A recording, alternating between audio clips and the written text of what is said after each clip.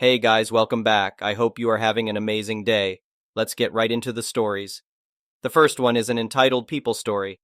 I've been living on my family's farm for as long as I can remember. My dad taught me everything I know about being a farmer, how to care for the animals, maintain the equipment, and work the land. The farm has been in our family for generations, and I hope to pass it on to my own kids someday. One of my most prized possessions is our big green John Deere tractor. My grandpa bought it brand new in the 70s, and it's still going strong. That tractor is like a member of the family after all the hard work it's done over the decades. I keep it tuned up real nice, and it always starts right up when I turn the key. We live out in the country, so most of our neighbors keep to themselves. But a new family moved into the old Henderson place down the road last year. Tom, Karen, and their three rambunctious kids. I tried to welcome them to the area when they first arrived, even brought over a pie that my wife baked. But Karen gave me the cold shoulder from the start. I figured maybe city folks just needed some time to get used to country living. One Saturday afternoon, I was using the tractor to brush hog the back pasture. It was a muggy 95 degrees out, and I was dripping with sweat. Suddenly I heard hollering and looked up to see Karen and her three kids tromping across my field. Karen started yelling that it was too hot for her babies to play outside, and they wanted to ride the tractor. I shut off the engine and tried to kindly explain that the tractor wasn't a toy. The mower blades under the belly were dangerous. Not to mention I didn't feel right letting strange kids operate my grandfather's beloved tractor. Well, Karen didn't take no for an answer. She accused me of hogging the tractor all to myself, said her precious angels had never ridden a real tractor before and they were entitled to experience it. No amount of logical reasoning seemed to get through to her. Karen finally stormed off, screeching that I hadn't heard the last of her. I written off as just a weird interaction with a helicopter mom. But the very next morning, I went out to crank up the tractor and discovered all four tires were completely deflated. Each one had a great big slash right through the sidewall, ruined all four tires beyond repair. I immediately thought of Karen's threats the day before. It seemed mighty suspicious, but I didn't have solid proof she was the culprit. New tires weren't cheap either. That set me back almost $600. I decided to give Karen the benefit of the doubt, in case some other vandal was responsible. The following week, I was back brush hogging the fields with four shiny new tires on the tractor. I assumed that would be the end of my troubles with the new neighbor. But mid-morning Karen appeared again, kids in tow. She demanded they be allowed to take turns driving the tractor after being denied last time. Staying polite but firm, I again said no, explaining that the tractor was for working the farm, not for playtime. The kids looked disappointed, but Karen was livid. She started cussing me out, saying I was an uppity jerk who mistreated poor innocent children. I told her to please get off my land immediately. Karen just glared and stomped away, muttering under her breath. I kept a close eye on the tractor tires over the next few days, but nothing seemed amiss. Then the following Saturday, I had another unpleasant visit from Karen. She insisted the kids at least be allowed to sit on the dumb old tractor, since I was too selfish to let them actually operate it. I refused, warning her to leave my property at once. When I went out to work on Monday, all four tires on the tractor were flat once again. This time I didn't waste any time. I called Johnny's tire shop to come tow the tractor to their garage. Then I marched straight over to Karen's place and pounded on her door. When a defiant Karen answered, I calmly but directly accused her of vandalizing my tractor as retaliation for not letting her kids joyride. I made clear I had my suspicions the first time, but now there was no doubt she was the culprit. Karen kept denying it, calling me crazy and paranoid, but I stood firm and demanded she pay to replace all four tires yet again. That's when Karen really flew off the handle. She started shrieking that I had no proof and couldn't force her to pay a cent. I pointed out the timing was an awful big coincidence if the slashed tires weren't her doing. Karen got right in my face, jabbing her finger in my chest and threatening to call the sheriff for harassment. I'll admit I lost my cool at that point. I yelled that if she didn't pay up, I'd make sure she was held responsible for the damages. Karen grabbed the phone and dialed cops, crying crocodile tears about the scary man on her porch threatening her poor family. It wasn't long before a deputy sheriff pulled into my driveway. I explained the whole sordid ordeal with Karen to him, but Karen kept playing the victim, accusing me of terrorizing her without just cause. The deputy said it was a civil matter and would have to be settled between Karen and myself. With no solid evidence, he couldn't force her to pay or punish her for the alleged vandalism. After the unsatisfying visit from law enforcement, I realized small claims court was my only remaining option. I gathered up repair invoices and photographs documenting the tire slashing. I submitted the lawsuit paperwork along with a written summary of Karen's shenanigans. A few weeks later, we had our court date. Karen showed up dressed to the nines like she was headed to church. I presented my side of the story along with the evidence that I'd meticulously gathered. Karen tried to claim I was just blaming her out of spite, but the judge didn't buy her act. He ruled in my favor, ordering Karen to pay the $1,200 cost of 2 full sets of replacement tires. Karen was furious when she left the courtroom. But I finally had justice for the damage she caused, and I sent her a clear message that I wasn't going to be intimidated or pushed around. She definitely thinks twice now before setting foot on my property again. The tractor tires have remained intact ever since our day in court too. Hopefully Karen learned her lesson the hard way. No one messes with a farmer's livelihood and gets away with it for long. The next one is a pro-revenge story. This story goes back almost 20 years now. To set the scene, I was working for a cable TV company at the time.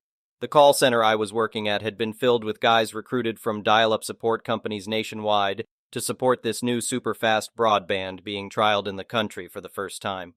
We're talking 500K connections. I mention this because it meant our call center was full of some of the best support engineers in the country, some of the most intelligent people I have ever known. After about a year there, 4 of us were asked to look into complaints sent to the managing director, hereafter known as Big Boss, about the service. Mostly these were complaints from particularly difficult customers, but occasionally, the customer complaining was someone rather important, and they needed special attention. The 4 of us had quite different skills, but complemented each other perfectly. Before long, we were close friends with the Big Boss's personal assistant at head office, and had earned very good reputations after solving some extremely challenging issues. This was before the era of Google, so being good meant you really knew your stuff, not just how to look it up. It was a great place to work. Turnover was practically zero since all our staff were experienced before joining us. Then came the new director, whom I'll refer to as A-Hole.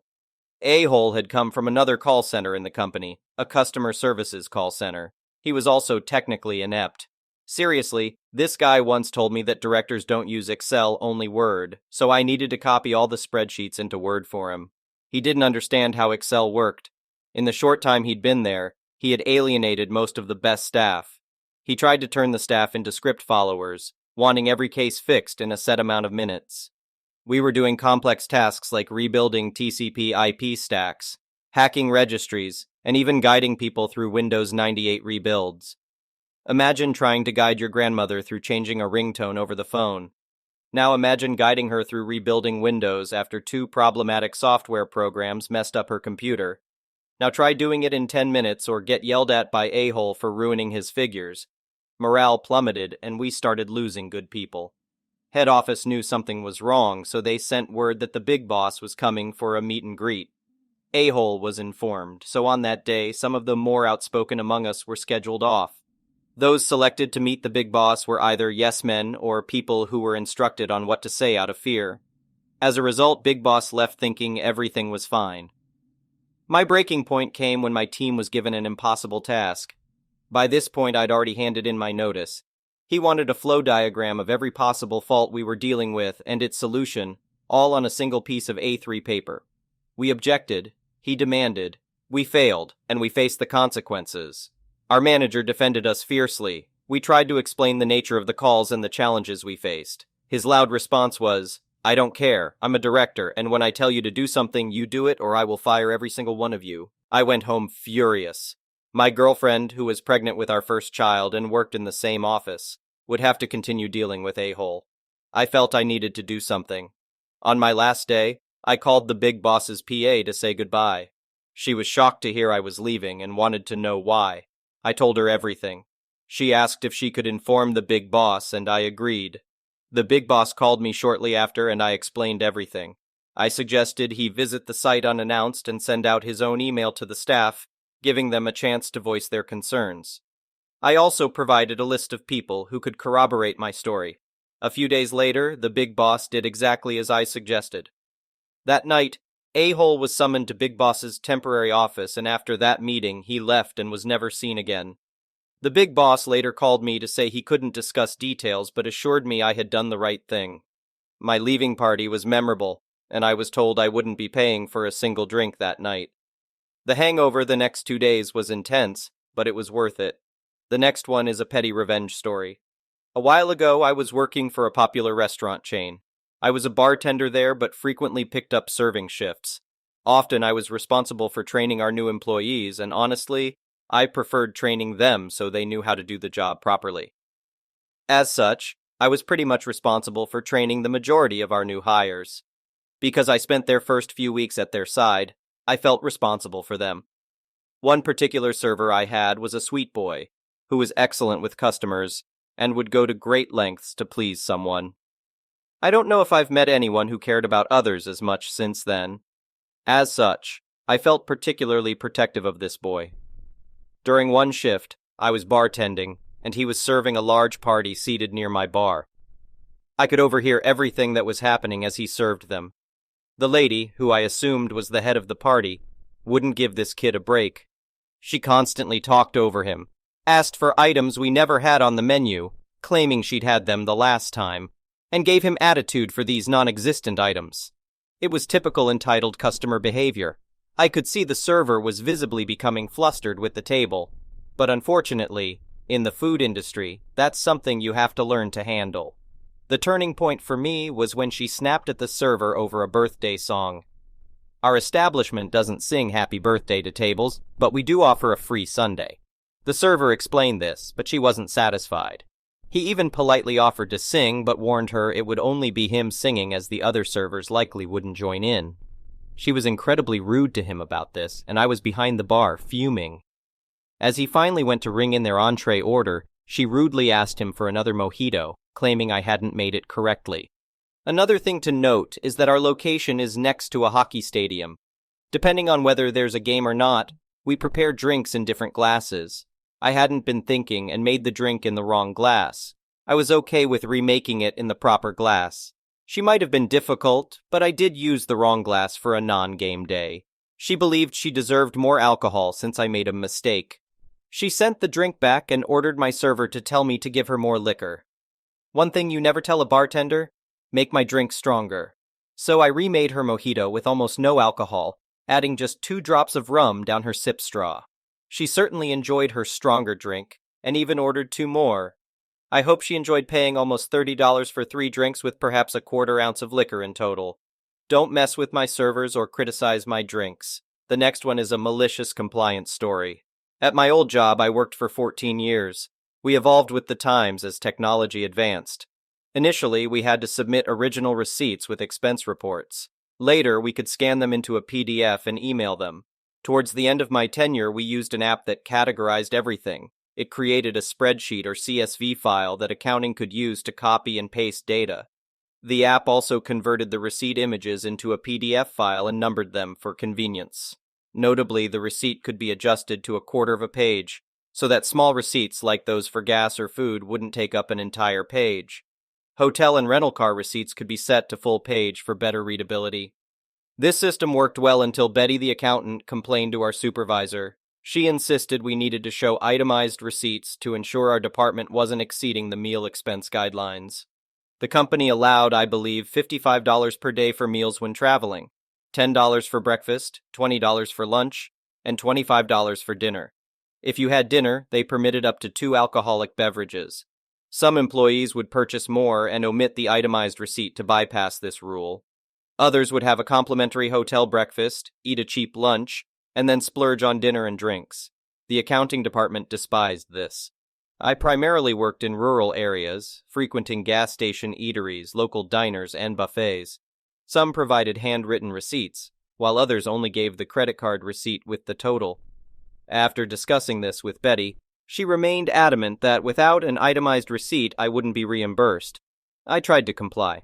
Some restaurants scribbled something on a receipt pad, but others simply said, "Sorry, this is all we have." After a week of denied expenses, I devised a plan. If a restaurant didn't provide an itemized receipt, I'd photograph my food. Every plate at a buffet, desserts, pizza, Chinese dishes, waffles, everything. I'd pair each photo with the corresponding receipt, setting each image to full page.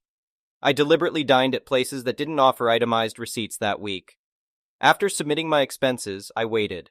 My supervisor called me, chuckling, and said, "I appreciate your effort and understand your frustration, but please don't submit an expense report with over 20 pictures of your meals. I've spoken to accounting and they've agreed that if an itemized receipt isn't available, a standard receipt will suffice. No more food photos, all right?" he continued, laughing. "By the way, they'll reimburse you for the previous week's denied expenses." I made my point and got them to reconsider an unreasonable rule. The next one is an entitled people story. Somehow I returned again and with some crazy information about events that transpired this past year. I could never have imagined how things could have spiraled into what occurred. If you thought my brother-in-law throwing my chair through a bay window after his son wasn't allowed to sit on it was wild, just wait until you read about this. You might find it hard to believe. Firstly, my quality padded folding chair, which I had paid over $80 for, was stolen. I'm unsure who took it, as it didn't happen at a family event. Instead, it was during a casual hangout at a friend's house. Someone simply walked into his yard and took it. I learned my lesson and vowed never to buy an expensive folding chair again. Now I just keep an inexpensive folding chair I bought for $3 at a secondhand store in my trunk. Moving on, the family pranks I mentioned in my previous post seem to have ceased, but some resumed over time. However, they were just harmless antics that elicited laughter. The only person they refrained from pranking was me due to past events, but that didn't halt the sense of entitlement. The 7-year-old son of one of my cousins took my phone during a family birthday party at my parents' house and deliberately damaged it instead of returning it. His parents were already facing challenges. My cousin, the father, frequently disagreed with his wife about parenting. His now ex-wife often enabled their son's behavior. She's also financially irresponsible and has a very stubborn attitude, refusing to admit when she's wrong. She was one of the vocal critics of my habit of bringing my own chair and not sharing it. However, she never resorted to violence. She once told me that if I was going to bring my own chair, it should be a non-folding wooden one. I responded that I wasn't going to carry a dining room chair everywhere when a folding chair fits easily in my trunk. We argued further, but it led nowhere. None of the family events took place at her house, and she doesn't control my actions. She gave me hostile looks for months, but otherwise kept her distance. On the night her son stole my phone, he was already grounded from using electronics. He swiped my phone when I placed it on a table to enjoy some cake and then sneaked away. He locked himself in the master bedroom closet, attempting to download gaming apps. The closet door had a lock, and the key had been lost for years. The boy refused to come out or give back the phone. His mother kept telling everyone, especially me, to let him play with it, but I stood firm, insisting my phone wasn't his toy. Despite multiple requests to open the door, he declined. All the while, his mother contradicted our demands. My cousin eventually tried to force the flimsy door open. Just as he was making progress, we heard loud bangs from inside the closet. The boy was smashing my phone against a hard surface. When his father finally pulled him out, my phone's screen was almost shattered, though the case protected the rest. My cousin's wife tried to blame me, saying it was my fault her son broke the phone because I wouldn't let him play games on it. Everyone in the room disagreed with her, and she fell silent. The repair cost around $300, and I had to use a backup phone in the meantime. My cousin covered the repair expenses. The rest of the family was aware of my cousin's wife's aversion to folding chairs like mine. After the incident with her son, they decided to prank her due to her behavior. I want to clarify that I wasn't involved and didn't endorse the prank, but it was beyond my control. My cousins replaced every chair in her house with folding chairs, at the dining table, the counter, the living room, and even the porch. Her reaction upon returning home was more extreme than anyone anticipated. They had hoped to capture her throwing a fit for a laugh. Instead, she tried to grab a knife to attack her husband. When that failed, she used pepper spray on everyone present and then assaulted her husband with her long, fake nails. Luckily, another family member intervened. It's hard to believe all this chaos stemmed from folding chairs. I feel somewhat responsible since I started bringing my own chair to family gatherings due to limited seating. The police were called, and she was arrested. The men present needed medical attention due to the pepper spray, and my cousin's face was severely scratched, resembling wounds from a wild animal. He sought a restraining order against his wife. The entire incident, including her threats with the knife, was recorded. After a brief jail stint, she stayed with her equally narcissistic sister. My cousin filed for divorce, and after pleading guilty to assault, she spent more time in jail. She was barred from seeing her son for a while and tried to retaliate during the divorce proceedings. However, evidence of her instability worked against her. My cousin received primary custody, while she got supervised visitation rights. She seems to have moved on, now living with an older man, sporting a deep tan and bleached hair. It appears she prefers the sugar baby lifestyle. Since being separated from his mother, my cousin's son has shown significant improvement. He underwent counseling and now listens to his father more. He's often under supervision as my cousin works, but things are looking up.